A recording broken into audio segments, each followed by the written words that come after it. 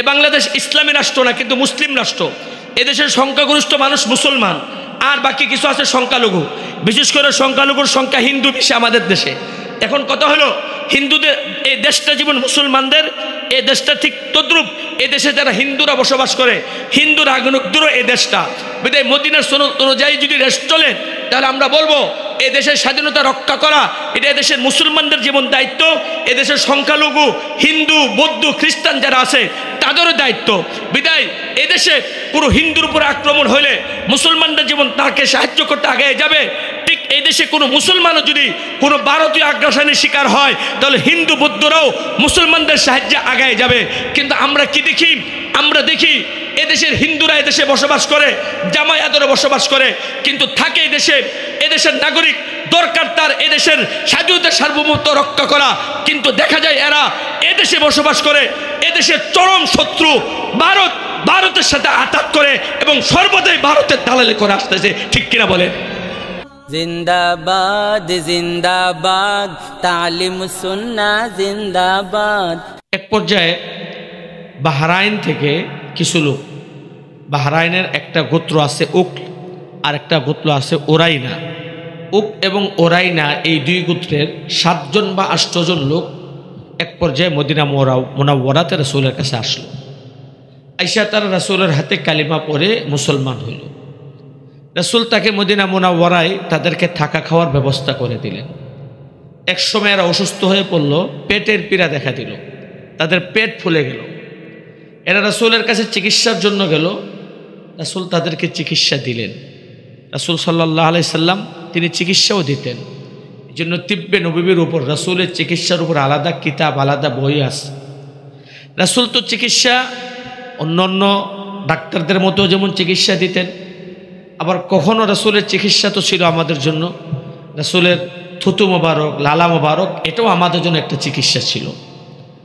কোনো আঘাতপ্রাপ্ত হয়েছে কেউ, রাসূলের থুতু লাগাই দিয়েছেন, ভালো হয়ে গেছে।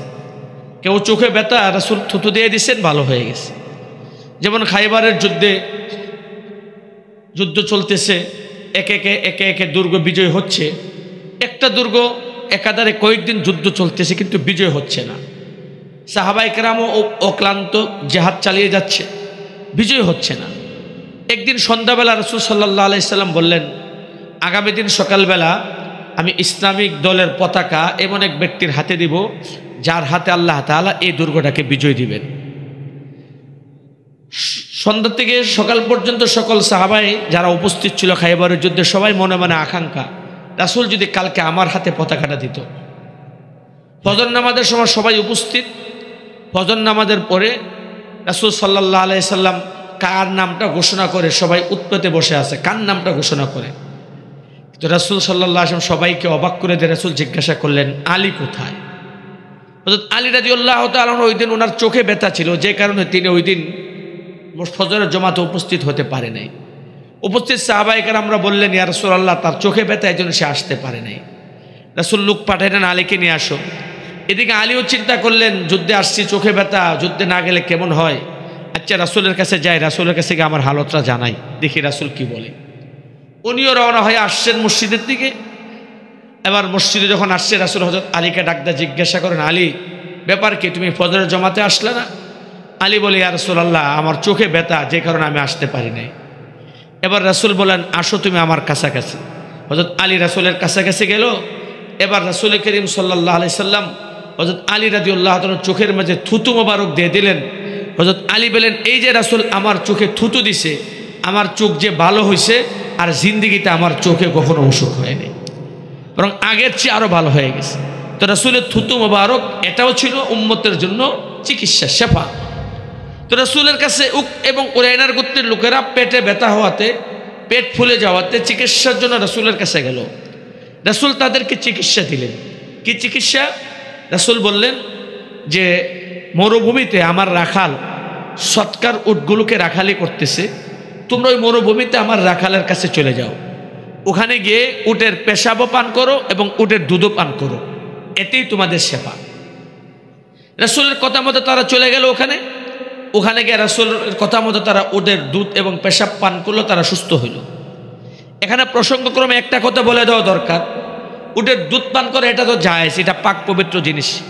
কিন্তু উটের পেশাব এটা তো নাপাক। তো নাপাক জিনিস দ্বারা, এটা তো নাপাক জিনিস, যেটা নাপাক এটা খাওয়াও হারাম। তো হারাম জিনিস রাসূল চিকিৎসার জন্য বললেন। এখানে একটা মাসআলা আছে, ফিকহের মাসআলা, সেটা হলো তাদাবি বিল মুহাররামাত, হারাম জিনিস দ্বারা চিকিৎসা করা যায় কিনা, কোনো হারাম জিনিস দ্বারা কোনো হারাম জিনিসকে ঔষধ হিসাবে ব্যবহার করা যায় কিনা। এই হাদিসের ভিত্তিতে ওলামায়ে কেরাম, ফুকাহায়ে কেরাম মাসআলা বের করেছেন। যদি কোনো ডাক্তার নিশ্চিত হয় যে তার চিকিৎসা এটাই, তাছাড়া দ্বিতীয় তার আর কোনো চিকিৎসা নাই, এবং সে নিশ্চিত হয় এটাতেই তার শেফা, তাহলে হারাম জিনিস দ্বারা চিকিৎসা করা জায়েজ। আর যদি কারো প্রবল ধারণা হয় তখনও জায়েজ। এখানে রাসূল ওয়াহির মাধ্যমে জানতে পেরেছিলেন তাদের শেফা এই উটের পেশাব পান করার মাঝে, বিদায় শুধুমাত্র তাদের শেফা যেহেতু উটের পেশাব পানে রাসূল ওয়াহির মাধ্যমে জানতে পেরেছিলেন, বিদায় হারাম জিনিস ব্যবহারে, ওষুধ হিসেবে ব্যবহারে তাদের চিকিৎসা হওয়াটা রাসূল জেনেছেন, এটা তাদের নিশ্চিত, এটা ছাড়া তাদের আর কোনো ব্যবস্থা করা নাই, এটা রাসূল নিশ্চিতভাবে জেনেছিলেন, বিদায় রাসূল তাদেরকে হারাম জিনিস ব্যবহার করার অনুমতি দিয়েছিলেন। এতে বোঝা গেল এখনও যদি কোনো ডাক্তার তার প্রবল ধারণা হয় যে এই রোগীটা এটা ছাড়া তার চিকিৎসা নাই, আর এই চিকিৎসাটা হলে সে সুস্থ হবে, তখন তার জন্য হারাম মাল দ্বারা বা তার জন্য হারাম জিনিস দ্বারা চিকিৎসা করা কি আছে, জায়েজ। এবার রাসূলের চিকিৎসা মতো এরা সুস্থ হয়ে গেল, উটের দুধ আর উটের পেশাব পান করে এরা সুস্থ হয়ে গেল। এবার সুস্থ হওয়ার পর দরকার ছিল তাদের শুকরিয়া আদায় করা, কিন্তু তারা শুকরিয়া আদায় না করে তারা করলো কি, গাদ্দারি করলো। কি করলো? গাদ্দারি করলো। কি গাদ্দারি করলো? রাসূল সাল্লাল্লাহু আলাইহি ওয়াসাল্লামের যে রাখাল ছিল, ওই রাখালের তারা চারোটা হাত পা কেটে দিল, দুটোটা হাতও কেটে দিল, দুটোটা পাও কেটে দিল। চারো হাত পাও কেটে দিলে বলেন তো কোনো মানুষের যদি চারটা হাত পাও কেটে দেয়, এই মানুষটা দুনিয়াতে বাঁচা না বাঁচা, বাচ্চা থাকাটা তার জন্য, বাচ্চা থাকার থেকে মরে যাওয়াটাই তার জন্য শ্রেয়, ঠিক কিনা বলেন? শুধু হাত পা কাটছে তাই না, দুটোটা হাতও কাটছে, দুটোটা পাও কাটছে। এরপর তারা খুর দিয়া খুসাইয়া ওই সাহাবীর চোখগুলি উঠাইয়া নির্মমভাবে ওই সাহাবীকে হত্যা করেছে। এই তো এক গাদ্দারি করলো। দ্বিতীয়ত তারা রাসূল করিম সাল্লাল্লাহু আলাইহি সাল্লামের যে উটগুলো ছিল, সে উটগুলোকে নিয়ে লুণ্ঠন কইরা, ডাকাতি কইরা উটগুলোকে নিয়ে নিজ দেশের উদ্দেশ্যে রওনা হয়ে গেল। তাহলে এরা অপরাধ করলো তিনটা। এক নম্বর এরা মুরতাদ হয়ে গেল। দুই নম্বর এরা কি হইল, দুই নম্বর রাসূলের রাখালকে তারা নির্মমভাবে হত্যা করলো। তিন নম্বর এরা রাসূলের উটকে লুণ্ঠন করে নিয়ে চলে গেল। এখানে একটু আমাদের বোঝা দরকার, আমাদের বর্তমান সময়ে আমাদের দেশের শান্তির জন্য একটা বড় সমস্যা হলো সন্ত্রাস, ঠিক কিনা বলেন? সন্ত্রাস দমনের জন্য বর্তমান সরকারও, অতীতের সরকারও সন্ত্রাস দমন আইন করেছে, কিন্তু আমরা দেখেছি আইনের জায়গায় দেশ থেকে সন্ত্রাস নির্মূল হয় নাই, ঠিক কিনা বলেন? এই সন্ত্রাস কাকে বলে? আমরা বিগত সরকারের আমলে দেখেছি এরা সন্ত্রাস খুঁজছে মসজিদে গিয়া, সন্ত্রাসী খুঁজছে মাদ্রাসায় গিয়া, আর সন্ত্রাসী খুঁজছে টুপিওয়ালাদের মাঝে, ঠিক কিনা বলেন? অথচ সন্ত্রাসী লুকিয়েছিল ওই বুবুজানের আঁচলের নিচেই, ঠিক কিনা বলেন? সন্ত্রাসী লুকিয়েছিল তাদের আঁচলের নিচেই। ওই যে ছাত্রলীগ নামক যে সংগঠনকে বর্তমান সরকার জঙ্গি সংগঠন হিসেবে নিষিদ্ধ করেছেন, এরাই ছিল এদেশের সন্ত্রাসীর মূল হোতা, ঠিক কিনা বলেন? কিন্তু এদেরকে ডাকার জন্য এরা সন্ত্রাসী খুঁজছে মসজিদে গিয়া, মাদ্রাসায় গিয়া, আলেমুল আমাদেরকে সন্ত্রাসী বানাবার পাই তারা করেছে, ঠিক কিনা বলেন? এখন সন্ত্রাস কাকে বলে এটা আমাদের একটু বোঝা দরকার। সন্ত্রাসের সংজ্ঞা কি? সন্ত্রাস বলা হয় কোনো দলবদ্ধভাবে অস্ত্রশস্ত্র নিয়ে কোনো নিরপরাধ ব্যক্তির উপর আক্রমণ করাকে বলা হয় সন্ত্রাস। ভালো করে বুঝেন, দলবদ্ধভাবে অস্ত্র সহকারে কোনো নিরপরাধ ব্যক্তির উপর আক্রমণ করাকে বলা হয় সন্ত্রাস। এখানে এই উক এবং উরাইনা গোত্রের 8 জন লোক যারা রাসূলের রাখালকে হত্যা করেছে, আক্রমণ করেছে, আপনারা একটু দেখেন তো, এরা 8 জন, বিধায় এরা ছিল দলবদ্ধ। 2, তারা অস্ত্র নিয়ে আক্রমণ করেছে। 3, তারা একজন নিরপরাধ ব্যক্তির উপর আক্রমণ করেছে। বলুন তো এরা সন্ত্রাসী হয়েছে কিনা? এরা সন্ত্রাসী। বিধায় এই যে উক এবং উরাইনা গোত্রের 8 জন লোক, এরা একটু মুরতাদ হয়েছে, দ্বিতীয়ত তারা সন্ত্রাসী কার্যকলাপ করেছে, অস্ত্র সহকারে দলবদ্ধভাবে নিরপরাধ ব্যক্তির উপর আক্রমণ করেছে, আর তাকেই বলে সন্ত্রাস। এবার আসেন, গত 18 তারিখ 17 তারিখ দিবাগত রাতে আমাদের টঙ্গী ইজতেমার মাঠে ঘুমন্ত মুসল্লিদের উপর যারা অস্ত্র সহকারে দলবদ্ধভাবে আক্রমণ করেছে, আপনি বলেন তো এরা দলবদ্ধভাবে অস্ত্র সহকারে নিরপরাধ ব্যক্তিদের উপর আক্রমণ করেছে কিনা? তো তাদের মাঝে সন্ত্রাসী সংজ্ঞা পাওয়া যায় কিনা? তাহলে 18 তারিখে 17 তারিখ দিবাগত রাতে টঙ্গী ইস্তেমার মাঠে এই সাদিয়ানি গ্রুপ আক্রমণের মাধ্যমে প্রমাণ করেছে এরা তবলিগ নয়, এরা সন্ত্রাসী। বিদায় তবলিগের নামে তাদেরকে বাংলাদেশের কোন মসজিদে সন্ত্রাসী কার্যকলাপ করতে দেয়া যাবে না, যাবে না, যাবে না। কারণ এরা সন্ত্রাসী, তারা নিজেদেরকে সন্ত্রাসী হিসাবে প্রমাণ করেছে। সন্ত্রাসের সংজ্ঞা পুরাপুরিভাবে তাদের মাঝে পাওয়া যায়। বিদায় এ দেশকে শান্তি দিতে হলে, এ দেশের মানুষকে শান্ত রাখতে হলে সরকারের করণীয় হলো এই সন্ত্রাসী গ্রুপকে যেখানেই পাওয়া যায় তাদেরকে গ্রেফতার করে এই দেশকে সন্ত্রাস মুক্ত করা, ঠিক কিনা বলেন? এরপরে আসেন এবার এই গ্রুপটা রাসূল সাল্লাল্লাহু আলাইহি সাল্লামের কাছে এসে ইসলাম গ্রহণ করলো। রাসূল অসুস্থ হয়ে গেল, রাসূল তাদেরকে চিকিৎসা দিলেন, চিকিৎসা পায়া তারা সুস্থ হলো। সুস্থ হওয়া দরকার ছিল তাদের কৃতজ্ঞতা আদায় করা। কি আদায় করা বলেন? কৃতজ্ঞতা আদায় করা। কিন্তু এরা কৃতজ্ঞতা আদায়ের পরিবর্তে এরা বরং রাসূলের যে রাখাল ছিল, রাখালকে হত্যা করে ফেললো। রাসূল সাল্লাল্লাহু আলাইহি সাল্লামের যে উট ছিল সেগুলোকে লুণ্ঠন করে নিয়ে চলে গেল। ভাইরা আমার, যার মাধ্যমে দিন পেয়েছে তার সাথেই গাদ্দারি করেছে, ঠিক কিনা বলেন? তাহলে স্পষ্ট এই সাদিয়ানি গ্রুপ এরা উলামায়ে কেরামের সাথে থেকে এক সময় তারা কিছুটা দিনের ছোঁয়া পেয়েছিল, কিন্তু এখন তারা আবার উলামায়ে কেরামের উপর হাত তুলে, উলামায়ে কেরামদের উপর জুলুম করে, উলামায়ে কেরামদের উপর আক্রমণ করে। এরা প্রমাণ করেছে এরা ইসলামের শত্রু, এরা দ্বীনের শত্রু, এরা উলামায়ে কেরামের শত্রু, এরা মাদ্রাসার শত্রু, ঈমানের শত্রু, ঠিক কিনা বলে? এজন্য স্পষ্ট সাদিয়ানি গ্রুপ এরা কোনো ইসলাম প্রচারকের দল না, বরং তারা ইসলামের মাঝে অনুপ্রবেশকারী। ভালো করে বুঝেন, এরা ইসলামে অনুপ্রবেশকারী। এরা মূলত ইসলামে ঢুকেছেন, তবলিগে ঢুকেছেন। এই দাওয়াতে তবলিগের মাধ্যমে সারা বিশ্বে দ্বীনের যে খেদমত হচ্ছে এই খেদমতকে বাধাগ্রস্ত করার জন্য এরা তবলিগ অনুপ্রবেশ করেছে। এবং এটা মূলত ভারতের র এবং ইসরায়েলের মুসাদ করাইছে। ইলিয়াস সাহেব রহমাতুল্লাহ আলাইহি 1924 সালে দাওয়াত তবলিগের মেহনতের সূচনা করেছিলেন। আজ 2024 পার হয়ে 25 শুরু হয়েছে, 100 বছর পুরো হয়ে গেছে দাওয়াত তবলিগের সূচনার। দাওয়াত তবলিগের খেদমতের প্রতিষ্ঠার 100 বছর পূর্ণ হয়েছে। 100 বছরের সময় সারা বিশ্বে হাজারো না, লক্ষ না, কোটি কোটি মানুষ দাওয়াত তবলিগের মেহনতের মাধ্যমে এরা দ্বীনের সন্ধান পেয়েছে। দাওয়াত তবলিগের মেহনতের মাধ্যমে তারা হকের সন্ধান পেয়েছে। তারা আল্লাহ বলা মানুষ আল্লাহর সাথে সম্পর্ক হয়েছে, বেনামাজি মানুষ নামাজি হয়েছে, মদখুর, গাঁজাখুর, জুয়ারি এরা মদ, গাঁজা, জুয়া ছেড়ে দিয়ে তারা দ্বীনের পথে এসে উলামায়ে কেরামের সুহবতে বসেছে। এই দাওয়াত তবলিগের মেহনতের মাধ্যমে বহু বিধর্মী তাদের ভ্রান্ত ধর্মে ছেড়ে দিয়ে ইসলামের শান্তির ধর্ম, ইসলামের পতাকা তলে এসেছে। এবার ইহুদিরা দেখলো এই দাওয়াত তবলিগের মেহনতের মাধ্যমে মানুষ ইসলাম ধর্মে দীক্ষিত হচ্ছে। বিধায় এই দাওয়াত তবলিগের এই মেহনতকে আমাদেরকে বাধাগ্রস্ত করতে হবে। কিভাবে বাধা দেওয়া যায়, কিভাবে বাধাগ্রস্ত করা যায়, এই জন্য তারা ওডেল টাকা পয়সা দিয়া সুকৌশলে এই দাওয়াত তবলিগের মেহনত যে পরিবার থেকে যে এই মেহনতের সূচনা হয়েছে, ইলিয়াস রহমাতুল্লাহ আলাইহির পরিবার থেকেই এই মৌলভী সাদকে টাকা পয়সা ক্ষমতার লোভ দেখায়া তাকে ক্রয় করে নিয়ে তার মাধ্যমে দাওয়াত তবলিগের মধ্যে কিছু অনুপ্রবেশকারীকে প্রবেশ করায়া, তার মাধ্যমে কিছু ভ্রান্ত ফতোয়া জারি করায়া দাওয়াত তবলিগের মেহনতকে সারা বিশ্বের মাঝে পরস্পর সাপেক্ষ করে দাওয়াত তবলিগের মেহনতকে বাধাগ্রস্ত করার পাইতারা তারা করতেছে, ঠিক কিনা বলে? শুধু তাই না, টঙ্গী বিশ্ব ইজতেমা, যে বিশ্ব ইজতেমার দ্বারা মুসলিম বিশ্বে বাংলাদেশের সুনাম সুখ্যাতি লাভ করেছে, বাংলাদেশকে মুসলিম বিশ্বের তবলিগি বিশ্ব ইজতেমার মাধ্যমে চিনেছে।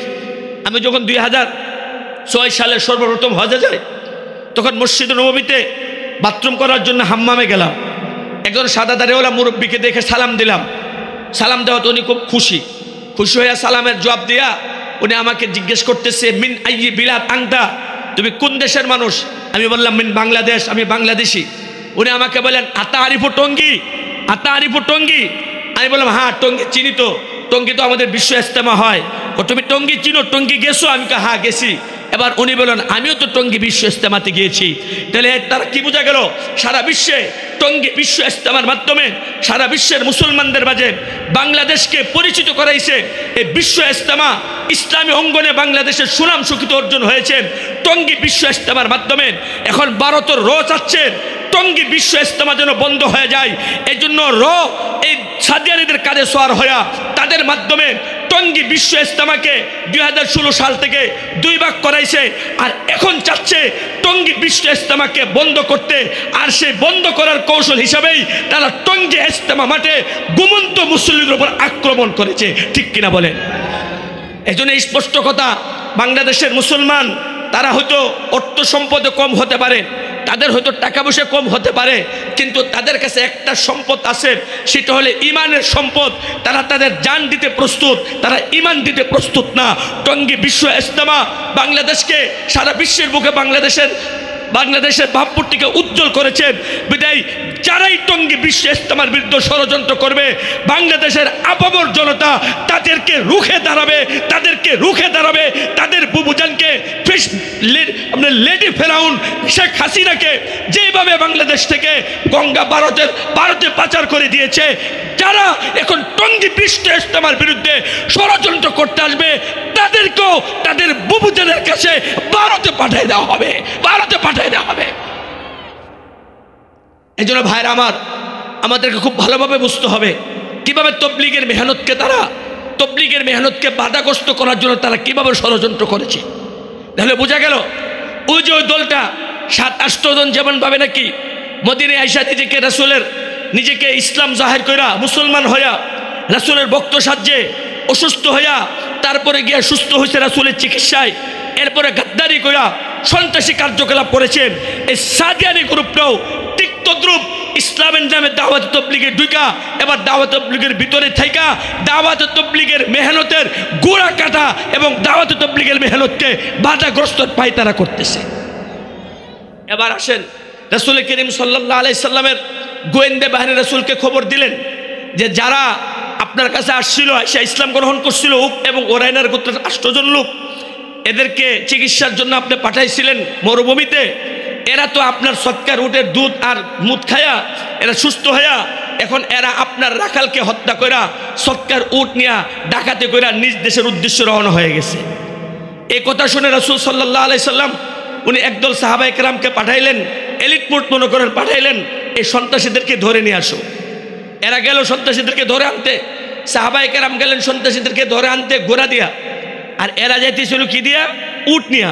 ভালো করে বুঝেন, সন্ত্রাসীরা যাইতেছিল কি নিয়া? উট নিয়া। আর রাসূল সন্ত্রাসীদেরকে ধরে আনতে পাঠাইলেন কি দিয়া? ঘোড়ার উপর সওয়ার হয়া। তখনকার যুগে এগুলি ছিল যানবাহন। বলেন তো উটের গতি বেশি না ঘোড়ার গতি বেশি? ঘোড়ার গতি বেশি। তাহলে এখান থেকে একটা মাসআলা বোঝা যায় যে সন্ত্রাসী দল যেই ধরনের দ্রুতগতি সম্পন্ন যানবাহন ব্যবহার করে, তাদেরকে ধরতে হলে এর চেয়ে গতিসম্পন্ন যানবাহন লাগবে। ঠিক কিনা বলেন? এখন আমাদের দেশে কি হয়, আমাদের পেট্রোল ডিউটি আমাদের থানা যে সকল পুলিশরা করে, এদেরকে যখন ফোন দেওয়া হয় সন্ত্রাসী হয়েছে, ডাকাত আক্রমণ করছে, এরা যায় সিএনজি নিয়া আর মান্দাল আমলের গাড়ি নিয়া, আর সন্ত্রাসীরা ডাকাতি করতে আসছে হায়েস নিয়া আর নুহা নিয়া।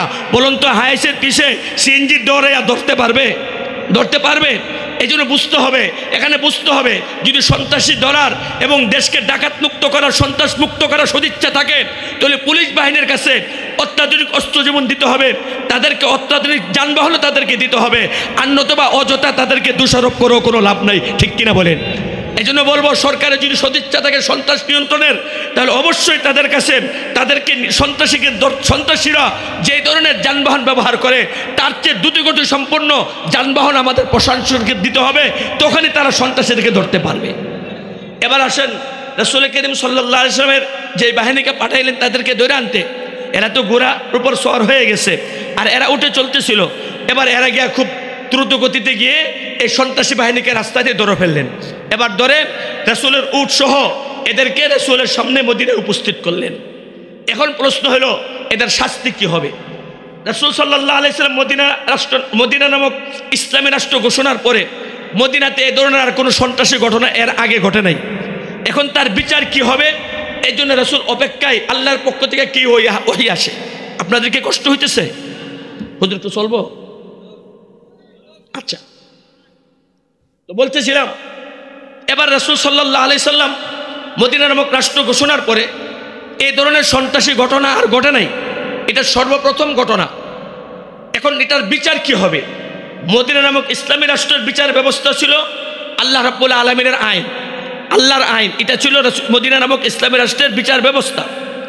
রাসূল অপেক্ষা করলেন আল্লাহর পক্ষ থেকে কি ওহী আসে। এখানে একটু প্রসঙ্গক্রমে একটু আলোচনা করে নেই। রাসূল যখন মদিনা নামক ইসলামী রাষ্ট্র ঘোষণা করলেন, তো মদিনায় যেমন মুসলমানরা ছিল, ঠিক তদ্রুপভাবে মদিনায় সংখ্যালঘু ইহুদিরাও ছিল। মুসলমানরাও মদিনা নামক রাষ্ট্রের নাগরিক, ইহুদিরাও মদিনা নামক রাষ্ট্রের নাগরিক। এখন এই মদিনা নামক রাষ্ট্রকে বহির্শত্রুদের আক্রমণ থেকে রক্ষা করার জন্য, মদিনার ভৌগোলিক সীমারেখা হেফাজত করার জন্য রাসূল করিম সাল্লাল্লাহু আলাইহি সাল্লাম মদিনার ইহুদিদেরকে সাথে নিয়ে একটা চুক্তিনামা করলেন। যে চুক্তিনামাটাকেই বলা হয় ইতিহাসের ভাষায়, হাদিসের ভাষায় মদিনার সনদ। যে মদিনার সনদের কথা আমাদের 5 আগস্ট যে সরকার পলায়ন করেছে তারা মুখে মুখে প্রায় বলতো দেশ চলবে মদিনার সনদে, কিন্তু আমরা দেখেছি সে মুখে বলেছে মদিনার সনদের কথা, কিন্তু বাস্তবে সে মদিনার সনদে দেশ পরিচালনা করে নাই। মদিনার সনদ মুখে জপে জপে এদেশের ধর্মপ্রাণ মুসলমানকে ধোঁকা দেওয়ার চেষ্টা করেছে, ঠিক কিনা বলেন? দেশ চালাইছে রোর সনদে, দেশ চালাইছে রোর কথা মতে, আর মুখে বলেছে মদিনার সনদ। এটা ছিল মূলত এদেশের ধর্মপ্রাণ মুসলমানদেরকে ধোঁকা দেওয়া, ঠিক কিনা বলেন?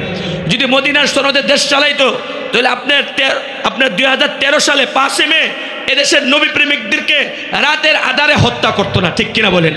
যদি মদিনার সনদে দেশ চালাইতো তাহলে 2021 সালে আপনার মোদিকে এদেশে যে গুজরাটের কসাই মোদি, যার হাত মুসলমানদের রক্ত রঙিন, তাকে এদেশে আনতে গিয়া এদেশের হাজার হাজার মানুষকে জেলখানায় পুড়তো না। মাওলানা মামুন হক সহ, মাওলানা খালিদ লাইবি সহ, মাওলানা জুনায়েদ আল হাবিব সহ এদেশের সিংহভাগ উলামায়ে কেরামদেরকে জেলখানায় ঢুকাইতো না, আর এদেশের শত শত মানুষকে গুলি করে হত্যা করতো না যদি মদিনার সনদে দেশ চালাইতো, ঠিক কিনা বলেন? এতে বোঝা যায় সে মদিনার সনদে দেশ চালাই নাই, সে দেশ চালাইছে ভারতের কথা মতো। আর মদিনার সনদ এই কথা বলে এদেশের মুসলমানদেরকে ধোঁকা দিয়েছে, আর কিছুই না। তো রাসূল সাল্লাল্লাহু আলাইহি সাল্লাম যে মদিনার সনদ, যে মদিনার চুক্তি করেছিলেন, এই মদিনার সনদ, এই মদিনার চুক্তির অনেকগুলো ধারা ছিল। সবগুলো ধারা একদিনে আলোচনা করা সম্ভব না। আমি 1-2টা ধারা বর্তমান সময়ের সাথে মিল রেখে আপনাদের সাথে আলোচনা করার চেষ্টা করতেছি। একটা ধারা ছিল এই, মদিনা নামক এই রাষ্ট্রটা মুসলমানরাও এই দেশের নাগরিক, ঠিক তদ্রুপভাবে ইহুদিরাও এই দেশের নাগরিক। মুসলমানরা সংখ্যাগরিষ্ঠ, ইহুদিরা সংখ্যালঘু। তবে যেহেতু উভয় এই দেশের নাগরিক, বিধায় উভয় জাতি তাদের ধর্মকর্ম পালনের ক্ষেত্রে স্বাধীন। মুসলমানরা তাদের ধর্ম পালন করবে যথাযথ, এখানে ইহুদিরা বাধা দিতে পারবে না, আর ইহুদিরাও তাদের ধর্ম পালন করবে, এতে মুসলমানরা বাধা দিতে পারবে না। আপনারা বলুন তো, যে এই মদিনার সনদে যে ইসলামী রাষ্ট্রের যে প্রথম যে ধারাটা বললাম, যে এখানে প্রত্যেক ধর্মাবলম্বীরা তাদের নিজ নিজ ধর্ম পালনের ক্ষেত্রে স্বাধীন, বলুন তো এই যে স্বাধীনতা দিয়েছে ইসলাম ধর্মে নিজ নিজ ধর্ম পালনের জন্য, অন্য অন্য ধর্মাবলম্বীদেরকে যে স্বাধীনতা দিয়েছে, এই স্বাধীনতার জন্য ইসলাম ধর্ম বাদ দিয়া আপনার ধর্মনিরপেক্ষ মতবাদ প্রতিষ্ঠার কোনো প্রয়োজন নাই, বরং ইসলাম যে স্বাধীনতা দিয়েছে এটাই সংখ্যালঘুদের তাদের ধর্মীয় স্বাধীনতার জন্য যথেষ্ট, ঠিক কিনা বলে? কিন্তু আমাদেরকে আমাদের চোখে ধোলা দেয়, ইসলাম রাষ্ট্র যদি হয়ে যায় তাহলে এই দেশের সংখ্যালঘুরা নির্যাতনের শিকার হবে। আসলে এটা ধোঁকা। ইসলামী রাষ্ট্রের সংখ্যালঘুরা নির্যাতনের শিকার হয় না, বরং আমরা তো দেখেছি এই যে 15 বছরে এই দেশে যত সংখ্যালঘু নির্যাতন হয়েছে, এ দেশের কোনো ধর্মপ্রাণ মুসলমান কোনো সংখ্যালঘুকে নির্যাতন করে নাই, বরং ওই দলের লোকেরাই, ওই ছাত্রলীগ এবং আওয়ামী লীগের তাদের লোকেরাই সংখ্যালঘুদের উপর আক্রমণ করে। তারা উদুর পিন্ডি বুদের ঘরে চালায়া তারাই চাইছে ফায়দা লুটবা, ঠিক কিনা বলেন? এবার আসেন 2 নম্বর কথা। দ্বিতীয় ধারা কি ছিল? দ্বিতীয় ধারা ছিল সংখ্যালঘু এবং সংখ্যাগরিষ্ঠ মুসলমান সবাই যেহেতু মদিনা রাষ্ট্রের নাগরিক, বিদায় মদিনা থেকে বহির্শত্রু থেকে হেফাজত করা, মদিনাকে বহির্শত্রুর আক্রমণ থেকে রক্ষা করা, এটা সবার দায়িত্ব। বিদায় কোনো মুসলমানের উপর যদি কোনো বহির্শত্রু আক্রমণ করে, ইহুদিরা মুসলমানদের সাথে সঙ্গ দিবে, মুসলমানদেরকে সহযোগিতা করবে, সাহায্য করবে। আর কোনো ইহুদির উপর যদি কোনো বহির্শত্রু আক্রমণ করে মদিনার, তাহলে মদিনার মুসলমানরা ইহুদির পক্ষ হইয়া ওই বহির্শত্রুর সাথে যুদ্ধ করবে। এটা ছিল মদিনা সনদের দ্বিতীয় ধারা।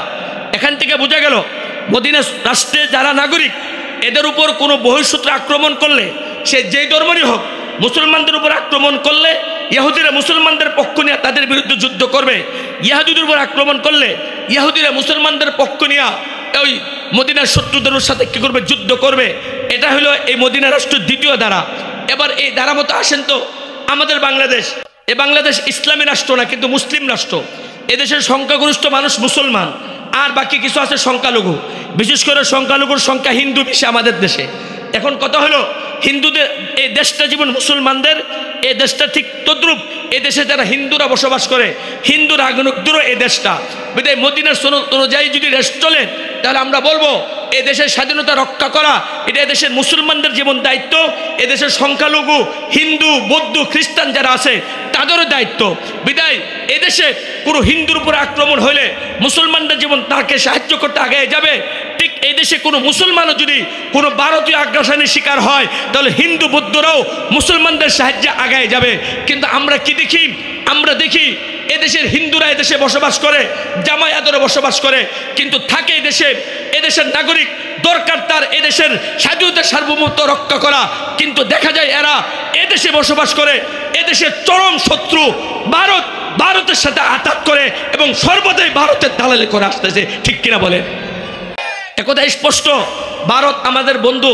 15 বছর আমরা এটাই শুনছি, 53 বছর আমরা এটাই শুনছি, ভারত আমাদের বন্ধু, ভারত আমাদের বন্ধু।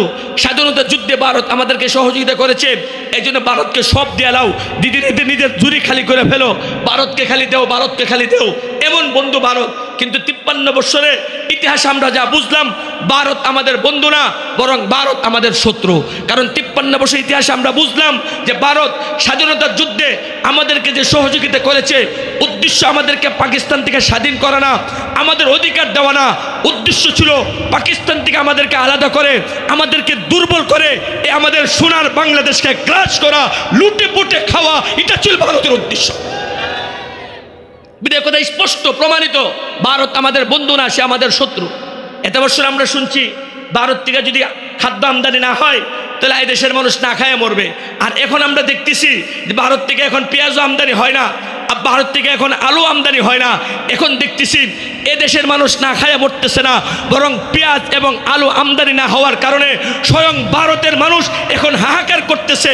তারাই তাদের সরকারের বিরুদ্ধে এখন স্লোগান দিচ্ছে যে যদি আলু, পেঁয়াজ, কাঁচামাল এগুলো বাংলাদেশের রপ্তানি বন্ধ হয়ে যায়, তাহলে আমরা ফকির হয়ে যাব, আমরা ভিক্ষার থলা নিয়ে নামতে হবে।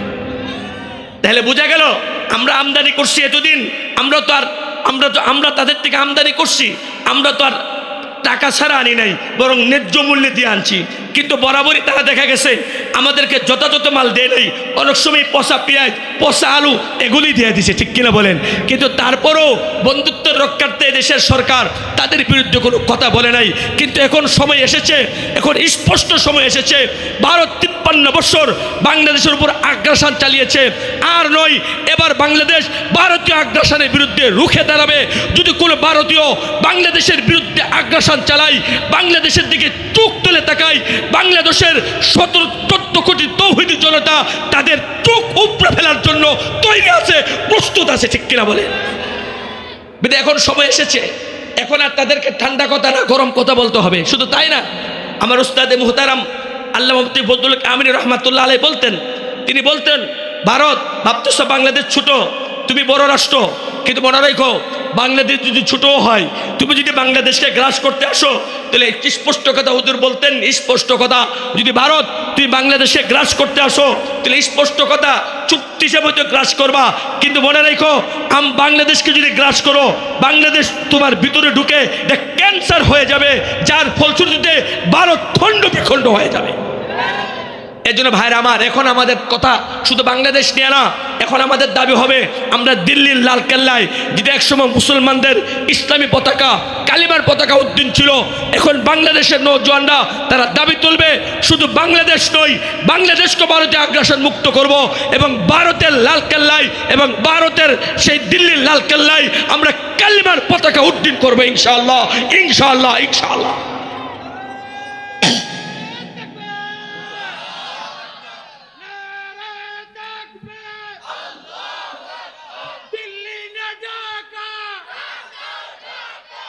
ঢাকা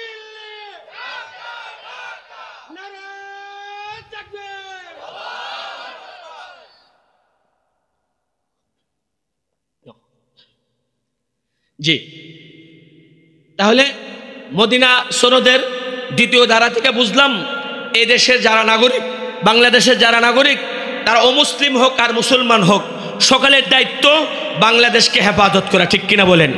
বিদায় বাংলাদেশকে যদি কেউ হুমকি দেয়, বাংলাদেশ নিয়ে যদি কেউ ষড়যন্ত্র করে, তাদের সাথে যারা আঘাত করবে তারা দালাল, বিদায় বাংলাদেশকে দালাল মুক্ত করতে হবে। হিন্দু ভাইদেরকে বলবো, আপনারা আমাদের দেশে বসবাস করেন, এটা আপনাদেরও দেশ, বিদায় এদেশের মায়া মোহাব্বত আমাদের জীবন আপনিও রাখেন। আমরা এদেশে সাম্প্রদায়িক দাঙ্গা চাই না, আমরা মিলেমিশে চলতেছি, হিন্দুর দোকান থেকে আমরা সদাই করতেছি, আপনাদের সাথে বসতেছি, একসাথে চার আড্ডা করতেছি। কখনো কোনো মুসলমান কোনো হিন্দুর উপর আক্রমণ করে না, কখনো কোনো মুসলমান কোনো হিন্দুর গির্জা আক্রমণ, হিন্দুর মন্দির আক্রমণ করে না। বাংলাদেশের ইতিহাসে 53 বছরের ইতিহাসে এমন কোনো নজির নাই যে বাংলাদেশে কোনো একটা মন্দির ভাঙ্গা মসজিদ বানানো হয়েছে। কিন্তু ভারতে এমন নজির আছে, আমাদের সেই বাবরি মসজিদ 600 বছর, 1000 বছরের পুরাতন মসজিদ, সেই মসজিদকে ভেঙে তারা মন্দির করেছে। শুধু তাই না, আরো অনেক মসজিদকে তারা ভেঙেছে। এমনকি এখন তো তারা দাবি করে খাজা মঈনুদ্দিন চিশতি রহমাতুল্লাহ আলাইহির সে আজমির, এটার নিচেও নাকি তাদের মন্দির আছে। ও ভাইয়ের আমার, আমরা স্পষ্ট বলি, ভারত সরকারকে স্পষ্ট বলি, বাংলাদেশের হিন্দু ভাইদেরকে স্পষ্ট বলি, এই এরকম এখানে সেখানে আছে তা বলতে থাকবা, তাহলে আমরাও বলবো বাংলাদেশে যত মন্দির আছে প্রত্যেকটা মন্দির আমাদের মসজিদের জায়গা, মসজিদের জায়গা, মসজিদের জায়গা। সাম্প্রদায়িক সম্প্রীতি চাইলে আগে ভারতে হামলা বন্ধ করো, তাহলে এদেশে শান্তিতে থাকতে পারবা। এই জন্য ভাইরা আমার, হিন্দু ভাইদেরকে বলবো সাম্প্রদায়িক সম্প্রীতি বজায় রেখে চলেন, ভারতের সাথে আঘাত করবেন না, ভারতের সাথে দালালি করবেন না। যদি ভারতের সাথে দালালি করেন, ভারতের সাথে দালালি করলে আপনাদেরকে আমরা ছেড়ে কথা বলবো না। বাংলাদেশকে আমরা ইসলামী হুকুমত কায়েম করেই ছাড়বো ইনশাআল্লাহ, কায়েম করেই ছাড়বো ইনশাআল্লাহ। এবার রাসূল করিম সাল্লাল্লাহু আলাইহি সাল্লামের কাছে এই সমস্যা আসলো, সন্ত্রাসীদের সমস্যা। রাসূল অপেক্ষা রইলেন, দেখি আল্লাহর পক্ষ থেকে কি ওহী আসে। এবার আল্লাহর পক্ষ থেকে ওহী আসলো, আমার তেলাওয়াতকৃত সূরা মায়েদার 33তম আয়াত, যে আয়াত আল্লাহ তাআলা বলেন, ইন্নামা জাযাউল্লাযীনা ইউহারিবুনাল্লাহ ওয়া ইয়াসআউনা ফিল আরদি ফাসাদা। আল্লাহ এখানে স্পষ্ট করে বলছেন সন্ত্রাসী 4 প্রকার, আর 4 প্রকার সন্ত্রাসীর শাস্তি 4 প্রকার। সন্ত্রাসী কয় প্রকার বলেন? সন্ত্রাসী কয় প্রকার? 4 প্রকার। আর 4 প্রকার সন্ত্রাসীর শাস্তি কয় প্রকার? 4 প্রকার। আল্লাহ বলেন 1 নম্বর সন্ত্রাসী, প্রথম প্রকার সন্ত্রাসী হলো যারা হত্যাও করে, মালামালও লুট করছে। হত্যাও করছে এবং কি করছে? মালামালও লুট করছে। এটা হলো প্রথম প্রকার সন্ত্রাসী। দ্বিতীয় প্রকার সন্ত্রাসী যারা শুধু হত্যা করেছে, মালামাল লুট করে নাই। তৃতীয় প্রকার সন্ত্রাসী যারা আক্রমণ করে, মালামাল লুট করেছে কিন্তু হত্যা করতে পারেনি। আর চতুর্থ প্রকার সন্ত্রাসী হামলা করেছে কিন্তু হত্যাও করতে পারে নাই, মালামালও লুট করতে পারে নাই। এই সন্ত্রাসী 4 প্রকার। এবার সন্ত্রাসী 4 প্রকার বলে আল্লাহ তাআলা 4 প্রকার সন্ত্রাসীর 4 ধরনের শাস্তির কথা এই আয়াতে আল্লাহ তাআলা ঘোষণা করে দিয়েছেন। প্রথম প্রকার সন্ত্রাসী এরা হত্যাও করেছে, মালামালও লুট করেছে। আপনারা বলেন তো, টঙ্গী ইজতেমা মাঠে 18 তারিখে যে আক্রমণ হয়েছে, এরা কোন প্রকারের সন্ত্রাসী? প্রথম প্রকার সন্ত্রাসী, কারণ তারা হত্যাও করেছে এবং মালামালও কি করেছে? লুট করেছে। যারা হত্যা করে, মালামাল লুট করে, এই প্রথম প্রকার সন্ত্রাসীর শাস্তি আল্লাহ নিজে কোরআনে ঘোষণা করেন। তাদের শাস্তি হলো তাদেরকে স্বাভাবিকভাবে হত্যা করলে হবে না, তাদেরকে শুলিতে চড়ায় তাদেরকে হত্যা করতে হবে। এটা হলো প্রথম প্রকার সন্ত্রাসীর শাস্তি। দ্বিতীয় প্রকার সন্ত্রাসীর শাস্তি যারা শুধু হত্যা করেছে, মালামাল লুট করে নাই, এই দ্বিতীয় প্রকার সন্ত্রাসীর শাস্তি হলো তাদেরকে স্বাভাবিকভাবে হত্যা করবে। 2, তৃতীয় প্রকার সন্ত্রাসী যারা মালামাল লুট করেছে কিন্তু হত্যা করতে পারে নাই, তাদের শাস্তি হলো তাদের একদিকের একটা হাত, একদিকে আর একটা পাও কেটে দাও। ডান হাত বাম পাও, অথবা বাম হাত ডান পাও, এভাবে একটা হাত একটা পাও কেটে দাও। এটা হলো তৃতীয় প্রকার সন্ত্রাসীর শাস্তি। আর চতুর্থ প্রকার সন্ত্রাসী যারা আক্রমণ করেছে কিন্তু মালামালও লুট করতে পারে নাই, হত্যাও করতে পারে নাই, তাদের শাস্তির ব্যাপারে আল্লাহ বলেন তাদের শাস্তি হলো তাদেরকে জেলখানায় আবদ্ধ করে রাখো, তাদেরকে জেলখানায় আবদ্ধ করে রাখো। হয়তো তারা তওবা করে ফিরে আসবে, আর না হয় তাদেরকে যাবজ্জীবন কারাদণ্ড দিয়া জেলখানায় তাদেরকে জেলখানার ভিতরেই রাখো। এবার বলুন তো, আল্লাহ সন্ত্রাসী 4 প্রকার বলে, 4 প্রকার সন্ত্রাসীর যে বিচারের কথা আল্লাহ তাআলা বলেছেন, বাংলাদেশের জমিনে যদি এই বিচার ব্যবস্থা বাস্তবায়ন হয়, তাহলে এদেশে কোনো সন্ত্রাসী থাকবে? এদেশে কোনো সন্ত্রাসী থাকবে? এদেশে কোনো সন্ত্রাসী থাকবে না। এই জন্য আমি বলি 5ই আগস্ট পরিবর্তন হয়েছে, কিন্তু এই সকল পরিবর্তনের ফলাফল আমরা পাচ্ছি না। আমরা দেখছি 5ই আগস্টের আগেও চাঁদাবাজি হয়েছে, এখনও চাঁদাবাজি হয়, শুধু চেহারাগুলো পরিবর্তন হয়েছে। আগে এক চেহারা লোক চাঁদা নিতে আইতো, এখন আরেক চেহারা লোক চাঁদা নিতে আসে, ঠিক কিনা বলেন? তাহলে কি বুঝলাম? যে চাঁদাবাজি বন্ধ হয় নাই, আগেও সন্ত্রাসী হয়েছে, এখনও সন্ত্রাসী হচ্ছে, শুধু চেহারাগুলো পরিবর্তন হয়েছে। তাহলে বোঝা গেল স্পষ্ট এই সকল পরিবর্তনের দ্বারা দেশের শান্তি আসবে না যতক্ষণ পর্যন্ত এই দেশে কোরআনী বিচার ব্যবস্থা বাস্তবায়ন না হবে। এই জন্য আমাদের দাবি, বর্তমানে আমাদের দাবি এটা, এই যে সন্ত্রাসী সাদিয়ানি গ্রুপ সহ, ইসকন সহ, ছাত্রলীগ সহ এবং ব্রিটিশ সরকার অনুসারী যত সন্ত্রাসী আসে, সকল সন্ত্রাসীদেরকে কোরআনী আইনে প্রকার বেঁধে তাদের শাস্তি বাস্তবায়ন করা হোক। তাহলে এদেশের মানুষ শান্তিতে থাকতে পারবে, নচেত এদেশে শান্তির আশা করা যায় না। আল্লাহ তাআলা আমাদেরকে বুঝার তৌফিক দান করুন। কোরআনে আইন কায়েম করার মতো সেই হিম্মত এবং সেই জজবা আল্লাহ তাআলা আমাদেরকে তৌফিক দান করুন। ও আখির দাওয়ানা আলহামদুলিল্লাহি রাব্বিল আলামিন।